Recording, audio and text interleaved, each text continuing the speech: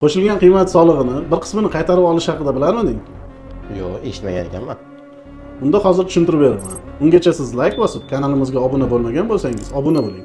Qo'shilgan qiymat solig'ini bir qismini kimlar va qanday shartlar asosida qaytarish mumkinligini sodda qilib tushuntirib beraman. Avvalo, shularga e'tibor berish lozim. Quyidagi toifalar qo'shilgan qiymat solig'ini bir qismini qaytarishi mumkin. Bular umumiy ovqatlanish korxonalari, mehmonxonalar va turizm korxonalari hisoblanadi.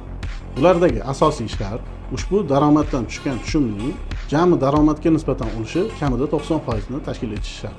2025-yil 18-apreldan boshlab umumiy ovqatlanish korxonalarida ushbu ko'rsatkich eng kamida 80% ni tashkil etishi shart. Umumiy ovqatlanish korxonalari uchun yana bir muhim qoida bor. Ular naqd pulsiz to'lovlar ulushidir. Jami daromadda naqd pulsiz to'lovlar ulushi 60% tashkil etgan bo'lsa, to'langan qo'shilgan qiymat miqdorini 40% miqdorida qaytarib olish huquqiga ega bo'ladi. Agar 60% dan kam miqdorda bo'lsa, 20% ulushini qaytarib olish huquqiga ega bo'ladi. Tur operatorlar va mehmonxonalarda bu tizim nisbatan soddaroq ishlaydi. Ular umumiy daromadning 20% miqdorida to'langan qo'shilgan qiymat solig'ini qaytarib olish huquqiga ega bo'ladi. Ro'yxatlar Turizm va soliq qo'mitasining yagona tizimi orqali avtomatik shakllantiriladi. Qo'shilgan qiymat solig'ini qaytarishda eng katta muammo hisobotlardagi xatoliklar va nomuvofiq aylanmalardir.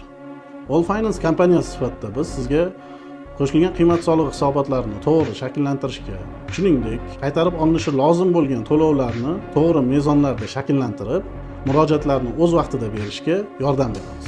Bizning maqsad siz to'lagan soliqlarni sizning hisobingizga tejamkor va tez qaytarishdir. Agar korxonangiz qo'shilgan qiymat solig'ini qaytarish huquqiga ega bo'lsa va siz buni qanday qaytarishni bilmayotgan bo'lsangiz, biz bilan bog'laning.